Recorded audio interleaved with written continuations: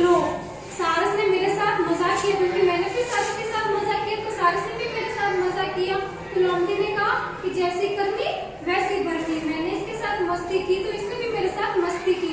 सारस ने लौंडी ने सोचा कि अब इससे ज्यादा मेरी बेइज्जती हो, इससे अच्छा मैं अपने घर वापस चला जाता हूँ। तो सारस ने कहा अरे कहाँ जा रहे हो लौंडी?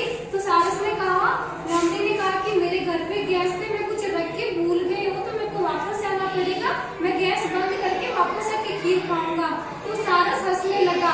क्यों हंसने लगा? क्योंकि सारस को पता चल गया कि लौंडी को पता चल गया कि मैंने उसके साथ मजाक किया है। जैसा लौंडी ने सारस के साथ किया वैसे सारस ने लौंडी के साथ किया। तो इस कहानी से हमें क्या शिक्षा मिलती है?